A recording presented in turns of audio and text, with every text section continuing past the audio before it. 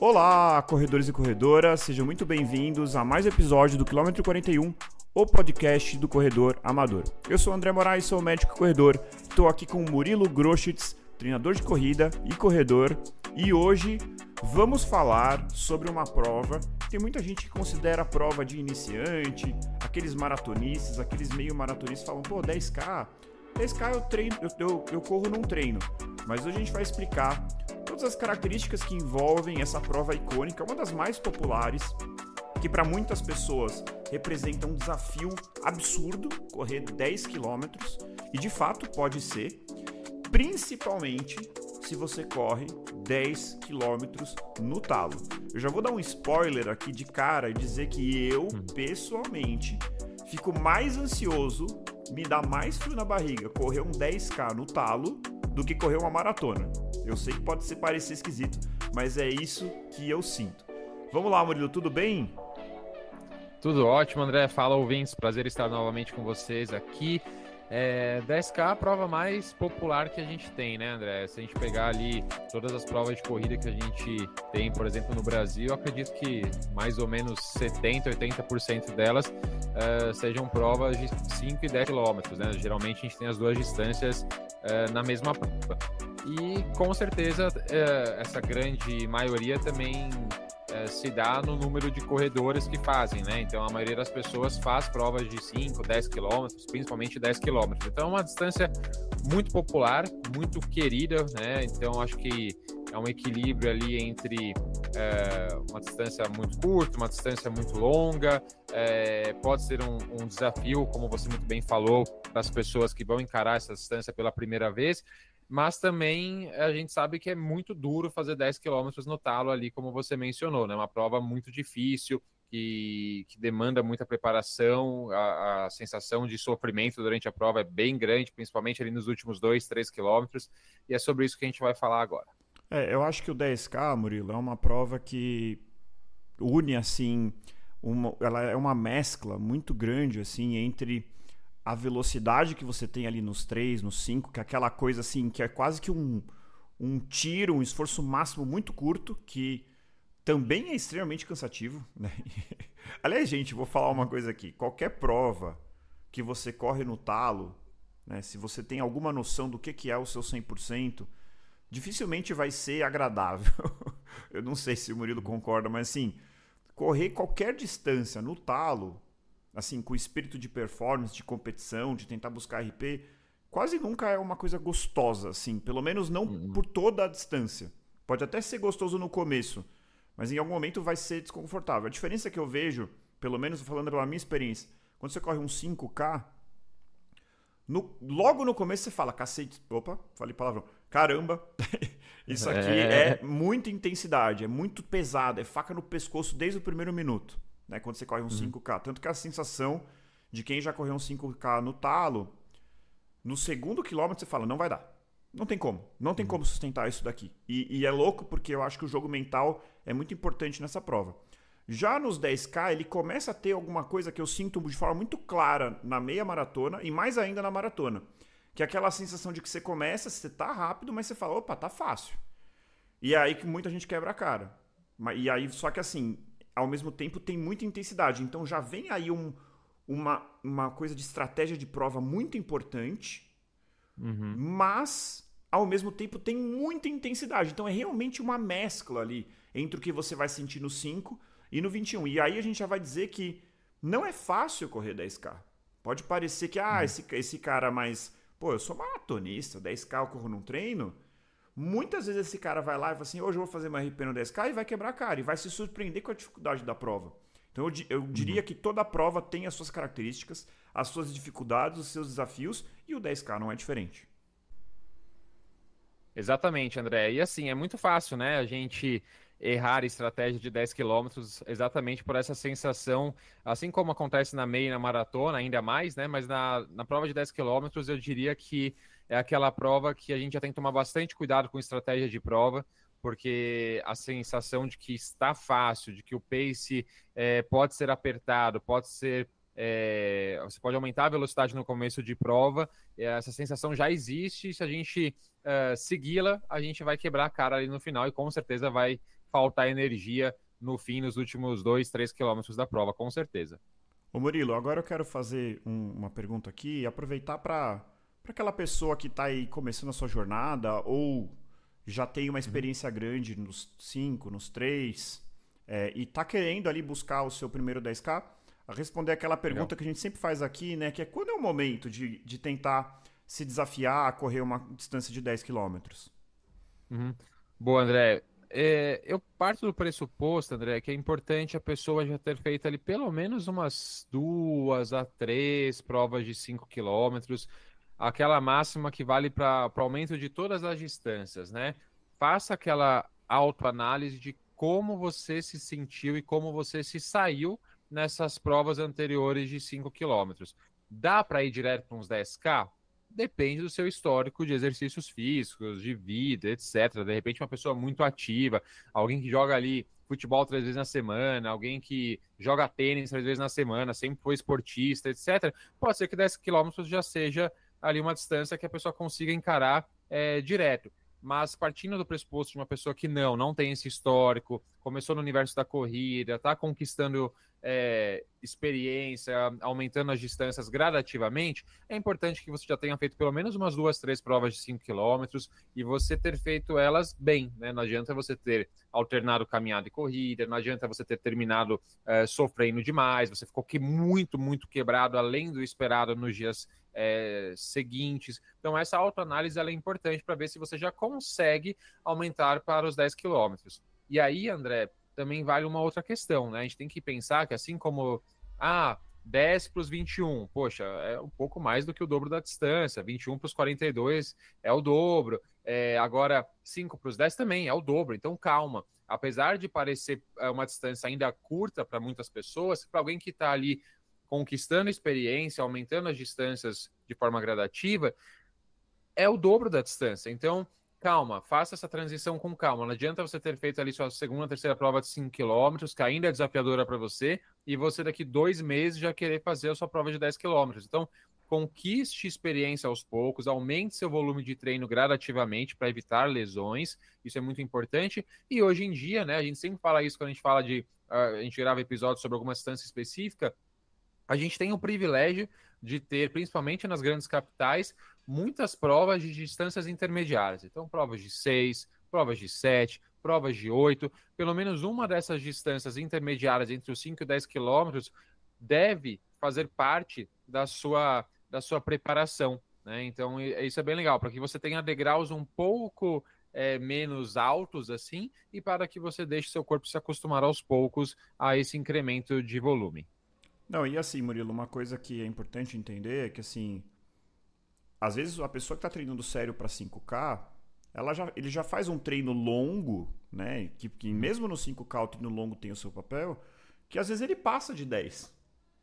E eu escuto muito isso, assim, escuto de familiares, né? Que começaram na corrida e amigos. Às vezes falam assim, pô, André, meia maratona para você é um treino de sábado normal. O que eu percebo é que quem está entrando agora na corrida, ou mesmo para quem não entende nada, a distância em si acaba sendo super valorizada.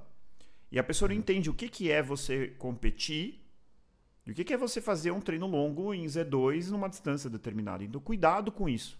Esse é um ponto assim. A distância é uma das variáveis que vão dizer qual é o impacto daquela corrida no seu corpo, na sua resistência, na sua estafa mental. Então, assim, não simplifiquem demais ao pensar só na distância.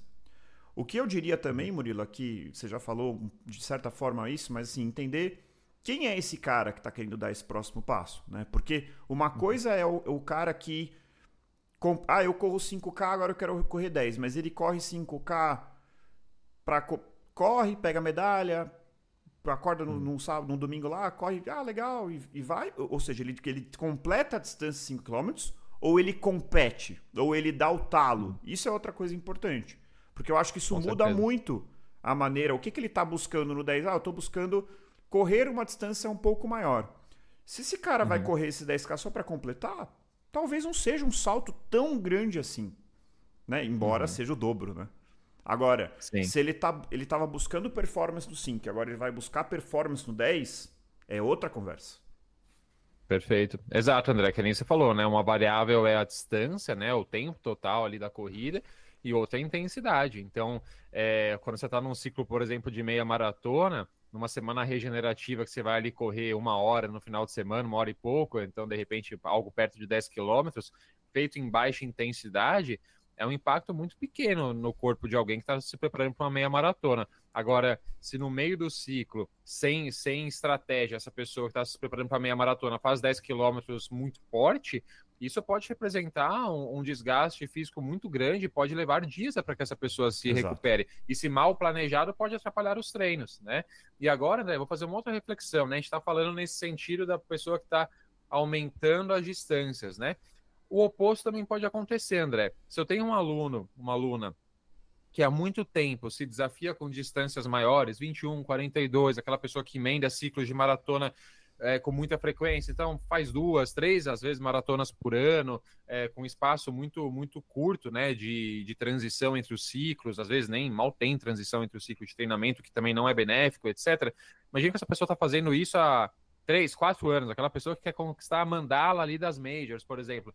Se depois que ela conquistou essa mandala, ela virar e falar assim, eu quero fazer um 10 quilômetros forte. Opa, calma, vamos com calma. Porque mesmo sendo um volume menor de treino, mas o aumento de intensidade de treino também tem que ser visto com cuidado, porque isso pode fazer com que haja algum tipo de lesão. Essa pessoa há muito tempo não está mais acostumada a treinos com tanta intensidade, com tanta frequência assim, então a gente precisa tomar um pouquinho de cuidado no sentido oposto também. Tudo para que o nosso corpo se adapte aos novos O estímulos. Murilo, isso que você falou é perfeito e é exatamente o momento que eu tô agora. Então, eu acabei de Uhum. correr a Maratona de Chicago. Aliás, para quem é apoiador, já tem episódio bônus que eu vou falar de todos os aprendizados, de como foi a prova, do que eu aprendi. Então, vários insights ali que você pode aplicar na sua vida. Então, basta se tornar apoiador para conferir. E eu tô nesse momento que eu tô muito na dúvida. Eu confesso que eu tô com medo, Uhum. porque assim, eu tenho tá meio engasgado em mim aqui um tempo específico nos 10K e eu queria muito, eu acho que eu tenho condições no momento de buscar esse RP nos 10K. E eu tô com Seria um medo, cara. sub-40, André? Sub 40, exato. Que eu Uhum. acho que eu consigo mais, eu acho que eu consigo quebrar com gosto esse sub 40. Mas Uhum. enfim, eu tô morrendo de medo, cara. E não é só da prova, eu tô Uhum. morrendo de medo de lesão. Porque eu sei Sim. que a distância que eu vou correr esses 10K, que vai ser uma distância menos de 4 por minuto, é uma distância Uhum. que poucas vezes eu encostei, eu treinei nessa distância ao longo de um ciclo de maratona. Né? Uhum. Por vários motivos. Não que não caiba isso dentro de um ciclo de maratona, mas por conta de lesões eu acabei não fazendo esses treinos de mais intensidade, de mais velocidade. Então eu tenho um Uhum. pouco de receio de me machucar treinando para esse 10K, cara. Então, assim, Sim. mais um exemplo agora do outro lado, né? Que eu achei muito legal esse ponto que você trouxe, de que 10K não é brincadeira. Então, eu acabei de fazer meu RP Não. na maratona e tô com medo de correr 10K. Entendeu? Então, Uhum. assim, é muito específico. Murilo, fala um Sim. pouquinho, que eu acho que isso aqui acho que talvez seja o mais importante. Essa Uhum. pessoa, vou usar de novo esse exemplo, que eu acho que é muito comum, né? Inclusive, se for o seu exemplo, comenta aqui que a gente quer saber.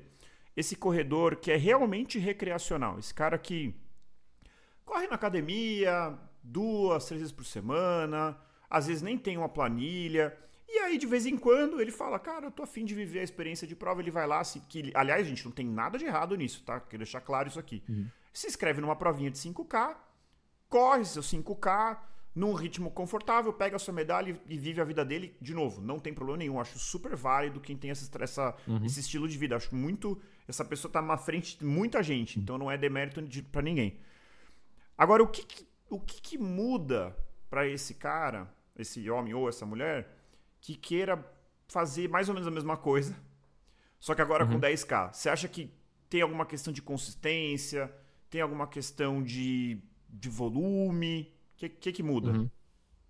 Tá, André, se é uma pessoa que tem como único exercício ali cardiorrespiratório da sua semana a corrida, né? Não faz nenhum outro tipo de exercício complementar também, é muito importante que se aumente um pouco o volume semanal de treinos, né? Então, eu já digo que é quase que obrigatório você realizar 3 treinos na semana de corrida, Por quê, né? Porque é obrigatório, né? Ok, com 2 vezes na semana, se a pessoa tem ali já uma boa base, ela vai conseguir fazer os 10 quilômetros provavelmente. Vai Mas como a completar, gente vai né? aumentar para completar, mas como a gente quer dissipar, né, diluir o volume semanal dela em mais sessões, é importante que você tente fazer pelo menos 3 vezes na semana, porque dessa forma a gente dissipa, né, esse volume e não dá cargas de treino tão elevadas assim numa única sessão de treino, que também aumentaria o risco de se machucar, o risco de lesões.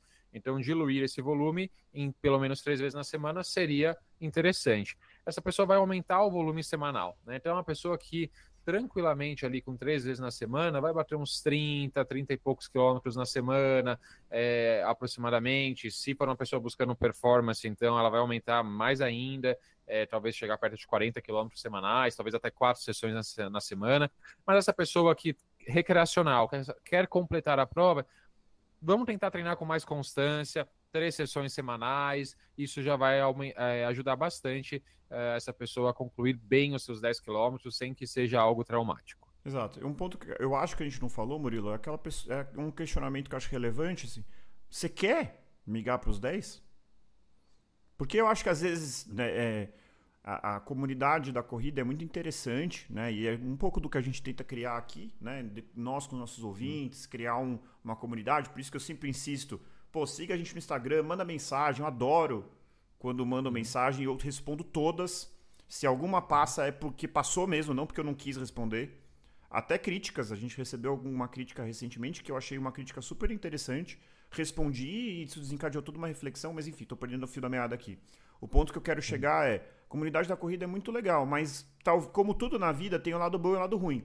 Às vezes um lado ruim que pode acontecer, vamos supor, você entrou na corrida ou numa assessoria com um amigo, e esse seu amigo era o seu parceiro de 5K. De repente, esse cara foi para os 10. E aí você se sente obrigado a fazer essa mudança.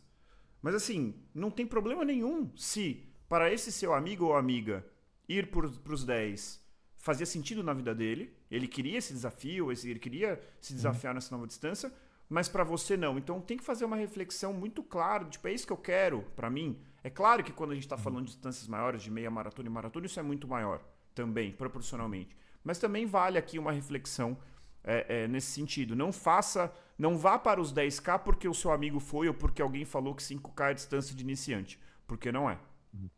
É isso, André. Não há desmérito nenhum nessa decisão.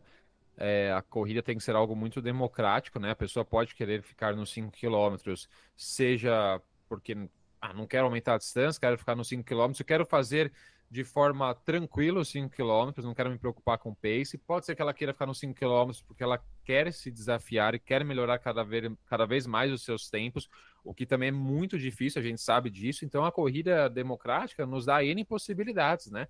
Então, se você está gostando do 5K e você quer atingir ali as suas melhores metas, você quer ali realmente espremer ali a casca da laranja e depois só partir para uma nova distância, tá tudo bem também, né? A gente tem muitas opções na corrida. Terminar forte, terminar confortável, muitas distâncias, a gente pode ir para o 5, 10, 21, 42, ultra, a gente pode ir para corrida de montanha, então a gente tem N possibilidades e todas elas têm que ser respeitadas. Beleza, Murilo. Vamos então um pouquinho para uma parte mais prática. Então, o que muda? Aquele cara que está treinando para o 5K, vamos pensar, embora, como você já falou, existem outras possibilidades, o cara que está vindo da maratona e vai para os 10, tudo isso pode acontecer. Mas o que muda? Vamos pegar um cenário de um corredor de 5 que está querendo migrar para os 10. Como que vai ficar o volume semanal, obviamente na média ao longo do ciclo? O que vai acontecer com os longões? O que vai mudar na variedade de treinos? E fala um pouquinho sobre a importância do fortalecimento. Bom, André, sobre o volume semanal, né, dessa pessoa, vamos supor que a gente está falando de um corredor ali recreacional, vai treinar com constância 3 vezes na semana.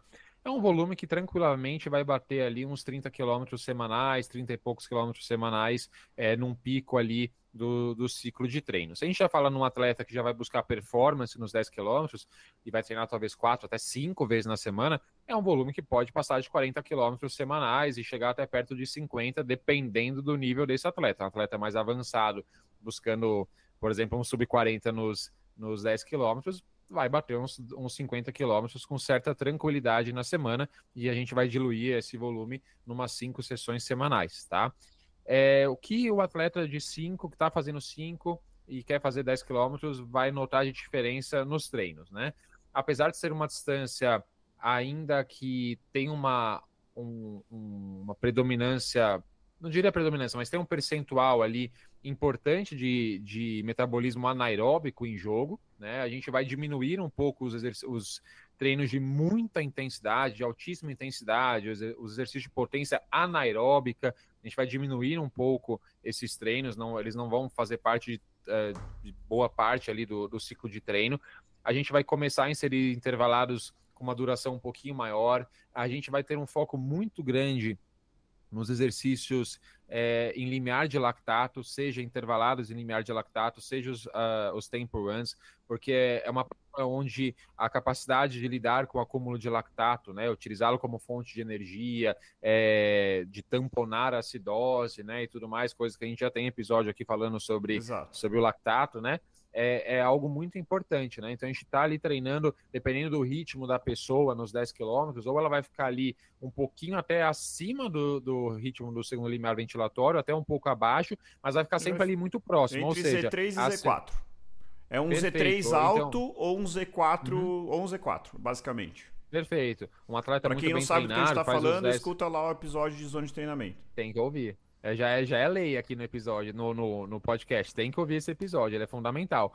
Então, assim, um atleta muito experiente, corre muito forte, faz ali 10K para 40 ou até abaixo, é bem provável que ele esteja ali no Z4, né? Agora o atleta que faz para 1 hora e pouco, 50 e poucos minutos, está um pouquinho abaixo, mas é um Z3 migrando para o Z4. Então, lidar com essa acidose sanguínea, lidar com esse lactato, é tudo muito importante, né? Você ser eficiente nesse processo de utilizar lactato como fonte de energia. Então, esses treinos são muito, muito importantes. E são treinos que a gente sabe que do ponto de vista psicológico são muito desgastantes. Eu acho que são os piores treinos que tem, né? Mais do que até os mais curtos e mais intensos, que a gente fornece muito para 5K, porque a gente quer treinar essa capacidade anaeróbica, né? Agora, para os 10 quilômetros, psicologicamente falando, eu acho os treinos bem, bem difíceis, bem penosos, né? E aí, André, como a gente está trabalhando aumento de volume de treino, a gente ainda tem treinos de muita intensidade com certa frequência, mas como a gente aumentou o volume, a gente tem uma obrigatoriedade maior de uma frequência maior de treinos na semana, então nosso corpo tem menos tempo para se recuperar, menos tempo para descansar, etc.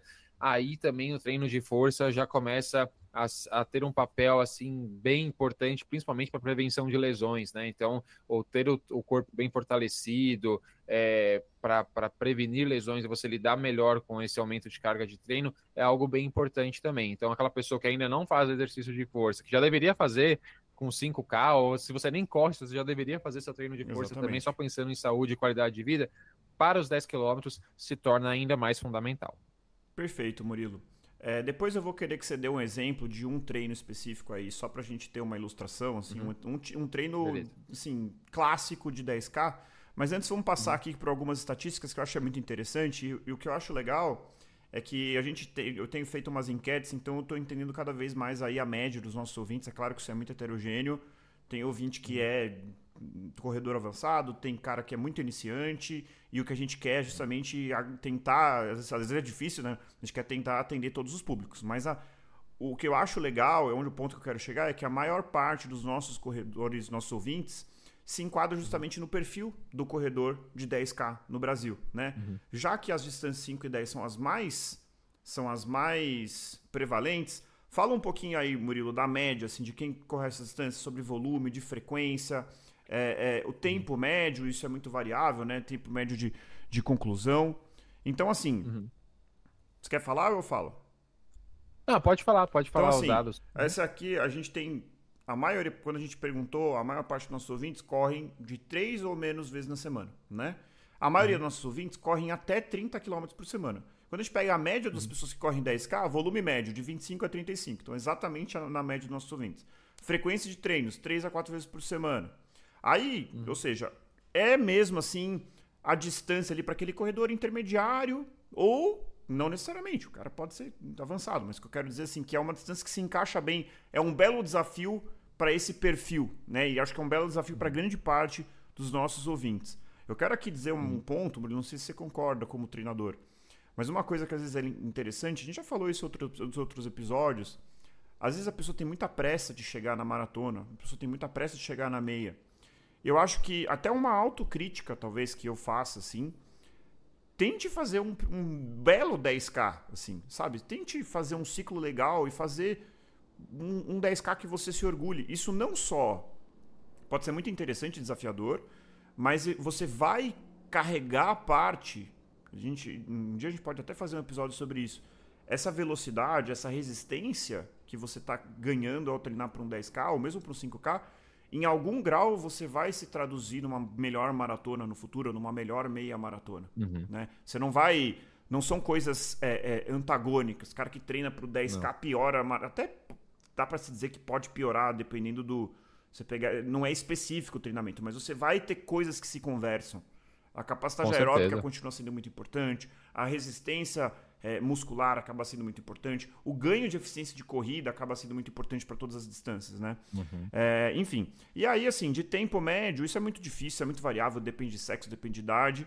Tempo médio para iniciantes seria ali entre 55 a 1h10, de conclusão eu tô falando intermediário, entre 45 a 55, e um corredor mais avançado, ou que tem uma aptidão muito diferenciada, ou mesmo um corredor mais jovem, um 10K abaixo de 40 minutos. E assim... E aí, André? Pode falar. Não, desculpa, só ia falar desses tempos médios, né, André? É engraçado quando a gente usa esses termos iniciantes, intermediários e avançados, né? A gente não pode nunca esquecer aqui que às vezes a gente tem um atleta avançado que tem um tempo de conclusão de 10K, por exemplo, para 1 hora. O que eu quero dizer em relação a isso? Né? Às vezes uma pessoa que começou a treinar com seus 50 anos de idade, por exemplo, fazia 10K por 1h20, treinou, tá há 5 anos já treinando e conquistou um 10K para 59 minutos, por exemplo, bateu sub 1 hora. Às vezes essa pessoa é experiente, ela é tão experiente e ela tem tanta disciplina nos treinos, constância, segue os ritmos, sabe treinar leve, sabe treinar forte, etc. Mas o tempo dela é 59, né? Então a gente tem que sempre pensar em relação a isso também. Com certeza, Murilo. Você vê, por exemplo, né, na maratona fala-se muito do sub 3. Existem corredores avançadíssimos que estão há anos tentando sub 4. E ele não é que o cara é pior, ele simplesmente tem uma aptidão cardiovascular um pouco inferior, ou uma composição corporal, às vezes é um cara de 2 metros, ou às vezes é um cara muito pequenininho, ou às vezes é uma pessoa que tem uma distribuição corporal que desfavorece a corrida, tem uma perna mais curta, ou tem algum tipo de, sei lá, problema de saúde. Assim, isso é muito, assim, a corrida, a nível profissional, é um esporte competitivo. Mas do ponto de vista amador, do ponto de vista do amador, você está se desafiando a si mesmo. Então vamos supor, aquela pessoa que correu pela primeira vez uma maratona e correu para 6h30, né? Que a gente já falou aqui que isso não é demérito para ninguém. De repente esse cara melhora e corre um sub 4, pensa na insanidade que é você correr uma maratona para 6h30, o que é relativamente comum, e aí você depois de, sei lá, 1 ano, 2 anos, está correndo 3h50. Você mudou completamente a sua realidade. É diferente daquela pessoa que estreia na maratona e corre abaixo de 3h30. Essa pessoa provavelmente já tem alguma facilidade, já tem alguma aptidão e coisas que às vezes nem é mérito dela. É uma pessoa naturalmente mais magra, uma pessoa naturalmente que tem um VO2 mais alto, uma pessoa que já fez esporte a vida inteira, né? Então, assim, eu não gosto, eu até fiquei um pouco preocupado quando eu fui falar esses tempos médios, porque eu não quero que algum ouvinte fale assim, pô, ele falou que o iniciante é 1h10 ou o avançado é abaixo de 40, eu tô correndo há 10 anos e o meu melhor 10K é 55. Cara, pelo amor de Deus, cada um é cada um tem sua história, cada um tem seu corpo, cada um tem seu sexo, cada um tem sua composição corporal, cada um tem seu sistema osteomuscular, cada um tem a sua saúde. Então, pelo amor de Deus, gente, esse é um ponto que deixar bem claro, assim, porque realmente isso aqui não é pra ser politicamente correto, tá, gente? É o que eu penso mesmo. É o que eu penso mesmo e eu tenho raiva de quem fica levantando essa bandeira da performance a qualquer custo. A corrida serve para você desafiar a si mesmo. Essa é a graça da corrida. Se você tá se comparando o tempo inteiro, provavelmente você vai se frustrar. Inclusive, eu vou aproveitar essa deixa para falar de uma coisa que eu vi. Tem um cara que ele é muito legal, chama Steve Magness. Ele é um treinador americano e ele fez um post que, cara, eu achei genial. E o que ele falou é o seguinte: se eu tivesse nascido depois dos anos 2000, eu não teria sido corredor profissional e eu não seria treinador de corrida. Provavelmente eu ia estar deprimido fazendo outra coisa. Por quê? E deixa eu explicar por quê. Porque esse cara, ele era um corredor jovem, corria na escola, e aí ele entrou e competiu na faculdade, dentro do esporte universitário como corredor. E ele era um corredor, para nível regional, na cidade dele, ele era o melhor. Tanto que ele conseguiu competir a nível estadual, entrar para a seleção do estado, e entrou numa faculdade como corredor. E aí, quando ele chegou na faculdade, ele viu que a nível mundial ele não era competitivo. Ele era razoável. Entendeu? Qual que é o insight? Que eu achei assim, de explodir a cabeça. Se vocês acharem um saco, sinto muito, mas o ponto é o seguinte: na época dele, você não tinha rede social para se comparar com o mundo inteiro. Você se comparava com o seu vizinho. Você se comparava com o seu amigo de classe. Ele era o melhor da sala dele, ele era o melhor da escola dele. Quando ele chegou no nível para ver se ele ia para a Olimpíada, ele viu que ele não conseguiria ir para a Olimpíada. E é por isso que ele virou treinador. Mas a corrida continuou. Esse cara tem vários livros escritos, inclusive eu tô para ler um livro dele, que é muito interessante. Quer dizer, eu não li ainda, mas eu vou ler e eu vou falar aqui, que ele fala sobre a ciência da corrida. Ele acabou fazendo PhD em fisiologia, enfim. O ponto que eu quero chegar aqui é que antigamente as pessoas não se comparavam. Hoje o cara fala assim, vou correr um 5K, ele tem 15 influenciadores que ele segue que correm mais rápido que ele. Ele acha que ele é o cara mais lento do mundo. Ele se compara com um atleta olímpico que está postando o tempo que ele fez nos 10K. Então, antes de você conseguir entrar na corrida, respirar o ar da corrida, você já está sendo o tempo inteiro mostrado que você é ruim, você é fraco, você é lento, você... Pô, mas aquele cara é muito rápido, pô, aquele cara é amador e corre 2 maratonas no tempo que eu corro 1 maratona. Calma, gente. O mundo não mudou. Não tá todo mundo rápido. A única diferença é que agora a gente sabe o tempo inteiro, e as pessoas ficam jogando isso na sua cara, o tempo que elas fizeram. É isso. Então, é isso. Cuidado que a rede social pode fazer você desanimar e largar a corrida antes de você curtir o que a corrida tem de melhor. Essa é a mensagem. É isso, e assim, né, André? A maioria das vezes a gente vai ver nas redes sociais, na internet, aqueles tempos fabulosos, né? Dificilmente alguém que se sente ali, pô, tô abaixo da média, eu tô começando, vai lá e vai postar, né? Mas a gente sabe que a maioria das pessoas, né?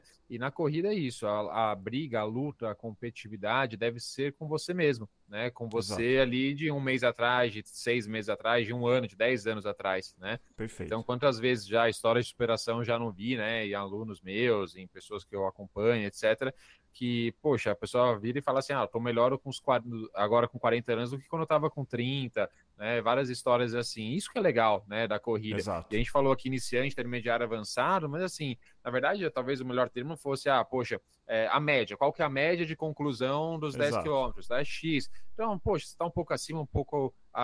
você tá na média, você tá um pouco acima, um pouco abaixo, mas isso não importa. O que importa é você com você mesmo. Né? Isso é o mais importante da corrida. Beleza, Murilo. A gente vai falar então sobre um treino específico de 10K, que não é para você copiar, é só para você ter uma noção de como que é um treinamento para um 10K. Vamos falar rapidamente sobre nutrição, mas antes eu quero convidar você que está ouvindo aqui a seguir a gente no Spotify, seguir a gente no Instagram. Se você acompanha pelo YouTube, gente, não se esqueça de se inscrever no canal, curtir esse vídeo e principalmente, gente, independentemente da plataforma que você usa para escutar o Quilômetro 41, compartilhe com aquele seu amigo ou amiga corredora que você acha que vai gostar. Isso ajuda a gente demais a crescer a audiência, atingir mais corredores, crescer o podcast, para que isso se torne um projeto sustentável no longo prazo. Falando em sustentabilidade do projeto, para aquelas pessoas que realmente gostam do que a gente faz aqui, não se esqueçam que nós temos o nosso Apoia-se. O link está na descrição desse vídeo. E ao se tornar apoiador, você fortalece o podcast, ajuda a gente a continuar gravando. A gente está indo para o nosso 2º ano e estamos se aproximando do nosso 100º episódio. Então temos, sem contar os bônus, né? Então assim, a gente está aí criando uma biblioteca de conhecimento, né? Toda semana trazendo conhecimento para vocês. E se você tiver disponibilidade, se não for fazer falta para vocês, se você puder contribuir para que a gente sustente esse projeto, a gente vai ter uma gratidão eterna. Lembrando que os nossos apoiadores possuem uma série de recompensas, mas no nível mais baixo, que é a partir de R$20, você já tem direito ao episódio bônus. E aí o legal, Murilo, é que os episódios bônus a gente tá criando também uma biblioteca de episódios bônus. Se você se tornar apoiador, você não vai escutar só o episódio bônus do mês que você se tornou apoiador. Você vai ter acesso a todos os outros. Então, tem muita coisa legal por lá. Não é só o episódio de novembro, que foi sobre a Maratona de Chicago. Não é só episódios desse estilo. Nós temos episódios técnicos que trazem muito conhecimento. Episódios parecidos com esse, ou como episódio de lactato, ou outros que a gente já fez, de VO2. Episódios técnicos que vão trazer conhecimento e vão mudar aí a sua prática na corrida. Beleza, e são episódios longos também, né, André? Episódios longos, iguais a esse, só que é só para apoiadores. Resumindo, é isso. E muitas vezes a gente fala, caracas, a gente deveria lançar para todo mundo. A gente fala, não, vamos manter aqui a nossa fidelidade aos nossos apoiadores também, com conteúdo de qualidade exclusivo para eles. Perfeito. Murilo, eu vou falar rapidamente de nutrição e hidratação, e aí você fala do treino específico. Gente, nutrição e hidratação, vou ser bem sincero aqui, vai depender muito do seu tempo de conclusão de prova. De novo, e aí não é porque você é rápido, porque você é devagar. É porque se você corre uns 10K e para menos de 1 hora, a não ser que você seja um extremo suador e tal, a hidratação ela pode ser necessária, pode ser interessante, mas ela não é tão importante como na meia maratona e na maratona, né? Então beber água antes da prova, começar a prova hidratada, a não ser que seja uma prova muito quente. Eu, por exemplo, não bebo água nos 10K, tá? Sou eu, porque eu suo pouco, eu corro os 10K relativamente rápido, para mim não faz sentido perder tempo tomando água, né? Então assim, se eu vou tomar um copo no meio do caminho. Quanto mais lento você é, quanto mais você suar, quanto mais quente tiver a prova, maior a importância da hidratação. Então, hidratação é basicamente isso. Não sei se o Murilo tem algo a acrescentar. Você bebe água durante 10K, Murilo? Você sua bastante. Eu bebo, André. Eu suo muito, eu bebo. Eu acho que não seria necessário, né? Eu acho que eu não perderia a performance se eu não bebesse. Mas é mais por um conforto, assim. Aquela sensação de boca seca começa a aparecer já na metade da prova. Então, mas assim, eu não bebo, que nem na maratona, a cada posto de hidratação, eu bebia 300 ml de água, sabe? Agora... na prova de 10K é mais molhar a boca, no máximo 1, 2 goles, joga água na cabeça e acabou, né? Não é para você realmente ali se hidratar de forma significativa. Perfeito. E sobre carboidrato, gente, se você corre acima de 1 hora, pode tomar um gel de carboidrato. Então, de 25 a 30 gramas, estaria aí mais do que suficiente. Porque, gente, nessa distância, nesse tempo, você ainda tem seu glicogênio, né? E querendo ou não, pensando aqui na minha ótica, né? E aí, óbvio que a minha ótica não é a ótica de todo mundo. Abrir o gel, tomar o gel, engolir o gel, lembrando que não dá para respirar e engolir ao mesmo tempo. Se você vai fazer a prova em 40 minutos, sendo que você ainda tem seu glicogênio, não faz sentido. É uma complicação a mais, lembrando que você está correndo rápido. Então é diferente da maratona que você está num ritmo mais controlado, que você consegue abrir com calma, tomar seu gel, tomar sua água. É tudo muito corrido, então eu diria que para a maioria não precisa se preocupar com isso. Agora, eu corro os 10K para 1h20, quer tomar um gel ali com 30, 40 minutos de corrida? Tudo bem, não tem problema. Mas não precisa tomar um gel a cada 20 minutos, não faz sentido para 10K. Lembrando que eu estou partindo do pressuposto que você não foi correr em jejum, que você não fez nenhuma dessas, não vou dizer loucura, porque eu não quero que pareça que eu sou contra o jejum, mas eu acho que em dia de prova eu acho um pouco loucura, sendo bem sincero. Então, assim, tô partindo do pressuposto que você se hidratou, que você tomou um café da manhã, que você já vinha treinando, não inventou um café da manhã só porque você ia correr 10K. E aí eu acho que realmente tanto a hidratação quanto o gel são para casos específicos. Para a regra, eu diria que para a grande maioria você não precisa nem se preocupar com isso. É isso. E aí, André, em relação ao gel ainda, longe, não sou nutricionista, tá? Não é uma orientação, mas o que eu vejo alguns atletas fazendo, aquela pessoa que não consegue, em hipótese alguma, comer antes de fazer uma prova, né? Então, toma o gel antes da prova.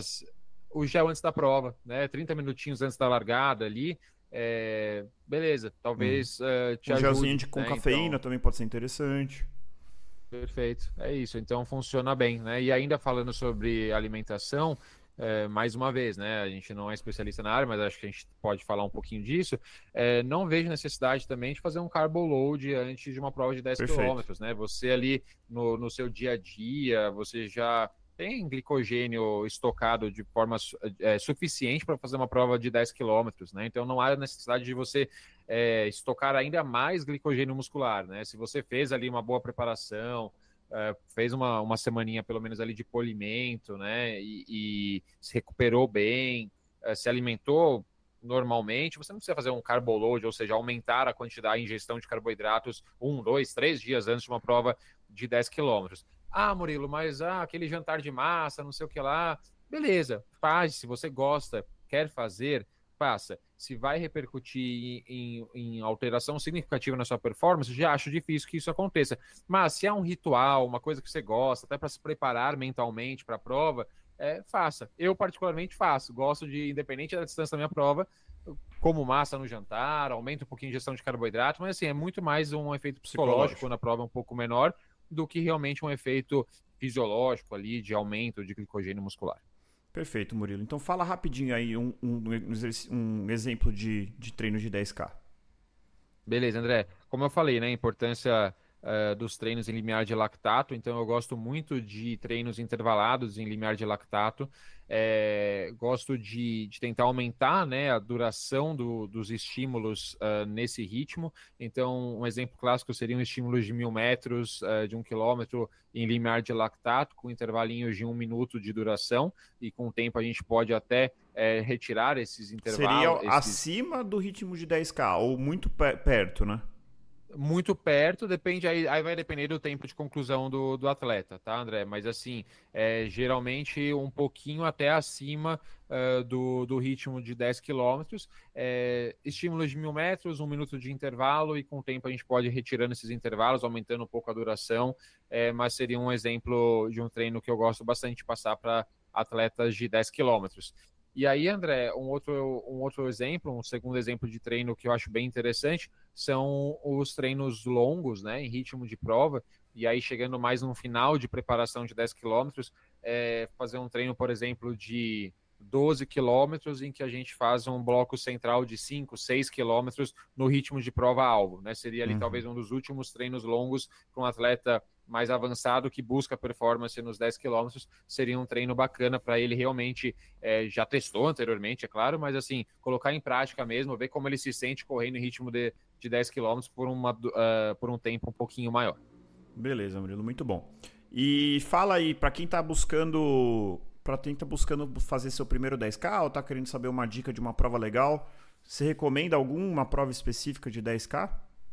Uhum. Pensando em organização, André, eu gosto muito do circuito track and field, assim. É meio ali já batida, né? As provas, né? Um circuito que tem N provas espalhadas, né? Pelo Brasil. Aqui em São Paulo a gente tem track and field quase que semana sim, semana não. Então tem muitas etapas. E é prático, né? É muito prático, para quem já fez muitas como eu, assim, pô, a camiseta é sempre parecida, a medalha é sempre parecida, quase sempre ali é atrelado a um shopping da cidade, então você estaciona o carro ali, tem banheiro do shopping para usar, mas é legal porque a organização é bem feita, né, e raramente dá algum tipo de problema de atraso, de trajeto mal sinalizado, falta de água, falta de medalha, não existe, é uma prova bem organizada, acaba se pagando um pouco por isso, as inscrições são um pouco acima da média, né, mas é uma prova boa, assim, para você estrear. Gosto muito do circuito das estações, né, então, até para você pegar a experiência nos 10 quilômetros, então o circuito das estações, uma prova que aqui em São Paulo, pelo menos, acontece ali no Pacaembu, então você tem uma em cada estação do ano.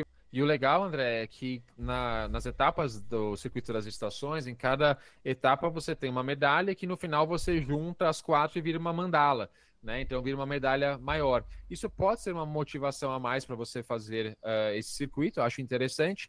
Outra coisa bacana é que é uma etapa em cada estação do ano, então você acumula experiência nos 10 quilômetros ao longo do ano, e o que é mais legal é que todas essas etapas pode ser um pouco maçante, mas eu acho interessante, você faz o mesmo trajeto, então você se compara ao longo do ano, você pode tentar evoluir o seu tempo, né, melhorar o seu tempo ao longo do ano, o que eu acho bem interessante, porque é complicado quando você faz 10 quilômetros, você fez 10 quilômetros num trajeto plano no inverno e você quer comparar seu desempenho com uma prova no verão, num trajeto com uma altimetria desafiadora, são coisas totalmente diferentes. Perfeito, Murilo. Para finalizar, eu vou dar uma dica aqui para aquelas pessoas que são um pouquinho mais chatas, que estão buscando aí mesmo o RP, quando você for escolher uma prova, tente, se possível, relativamente, não é que eu vou dizer que é raro, mas muitas provas não tem isso, tente escolher uma prova que é só 10K. Por que isso? Eu corri uma, inclusive da Track and Field, que era 5, 7 e 10, ou 5 e 10, agora eu não lembro. Eu sei que tinha 2 distâncias pelo menos. E o que acontecia? Tanto os 5 como os 10 largavam do mesmo lugar. A diferença é que os 5 corria 2,5, fazia a curva e voltava. E os 10K corria 5, fazia a curva e voltava 5. No momento em que eu corri 5, voltei e estava chegando perto da chegada, lá pelo quilômetro 8, o que aconteceu? Eu encontrei a parte mais lenta do pessoal que tinha feito a curva. Então, você começa a correr, você está lá no seu ritmo. Isso, de novo, não estou falando mal de corredor lento. O que eu estou dizendo é que, imagina você estar ali no talo, no momento mais difícil da sua prova, de repente um mar de pessoas que estavam praticamente andando, e aí eu tive que ir desviando, quase caí algumas vezes. Então, assim, de novo, se possível, você está buscando RP, obviamente procure uma prova plana, e tente achar uma prova que seja só 10K. Porque se for só 10K, independentemente de ter corredores lentos ou não, se você está indo e vai um pouco mais rápido, quando você estiver no 8, você já deixou todo mundo para trás. Você não vai ter esse segundo bloco de pessoas. Né? Então, assim, perfeito. Eu lembro que eu fiquei bem incomodado. E, de novo, não é culpa do corredor um pouco mais lento que estava ali. É culpa da organização. É ruim para eles. É ruim para todo eles mundo também, perde. Eles vão correr com a sensação de que vão ser atropelados. Eles não correm tranquilos, relaxados. E essa é uma prova que eu estava tentando subir 40. Eu estava no momento mais crítico, quase morrendo. Um monte de corredor mais ou menos na mesma velocidade que eu. E de repente a gente olhou e falou assim: meu Deus, e uma legião de pessoas andando. E várias pessoas, isso eu critico um pouco, andando e fazendo o que eu chamo de scanner de calçada, fazendo um do lado do outro e conversando. Eu vi gente trombando, jamais faria isso, mas eu vi gente xingando, né? Isso aí nunca tá certo, gente, em nenhum cenário. Mas eu vi gente falando assim: pô, sai da frente, e coisas assim, o que eu acho errado, deixando claro aqui. Mas imagina para essa pessoa que tá ali fazendo um 5K, de repente vem um mar de corredor no talo e começa a querer passar. É ruim, como o Murilo falou, é ruim para todo mundo. Não sei se ainda é assim, o Murilo talvez, que faz tempo que eu corri, não sei se ainda é assim, mas eu lembro que foi algo que me incomodou bastante. Não, muitas vezes é assim, André. Eu já vi provas que, apesar disso, pela organização assim impecável, a gente tinha ali motos, né, e pessoal da organização que ia ali na frente dos primeiros colocados dos 10 quilômetros e pedia para as pessoas dos 5K, pessoas que estavam com pace um pouquinho mais lento, ficarem para a direita. Então se formava um corredor à esquerda e automaticamente pela manada ali dos 10K que vinha em uma velocidade maior, esse corredor se mantinha e de certa forma ficou relativamente organizado e não atrapalhou muito, mas isso depende de uma boa organização, depende de uma via que seja larga o suficiente para acomodar, né? Dois fluxos, digamos assim, de pessoas em ritmos diferentes. Então, mas a maioria dos cenários, infelizmente, não é tão positiva, é realmente negativo, como você falou. Então, essa dica, ela é excelente. E aí eu lembrei de uma prova muito, muito boa, André, de 10K, que é a prova da Tribuna, né, de Santos. É uma prova bem tradicional de 10 km. Ela existe de 5 existe de 10. Eu não lembro qual época do ano é cada uma delas, mas é uma prova muito boa, super concorrida, acaba super rápido. Para quem mora em São Paulo, arredores ali, é super fácil chegar em Santos, é uma cidade litorânea, litoral sul de São Paulo, uma cidade legal de você conhecer também se você não conhece, passar um final de semana, fazer a sua prova. O trajeto ele é todo plano, e assim, nível do mar, então pensando em oxigenação até ajuda, né? Legal. E tudo mais. É uma prova bem bacana. Boa. Eu tô pensando em correr um 10K, talvez eu corra essa. Então é isso. Valeu, Murilo. Muito obrigado. Acho que ficou legal o episódio. Então, corredores e corredoras, encontre o seu motivo para continuar correndo. E nos encontramos no próximo quilômetro 41. Ou no quilômetro 9, se for o caso. Valeu, pessoal. Valeu.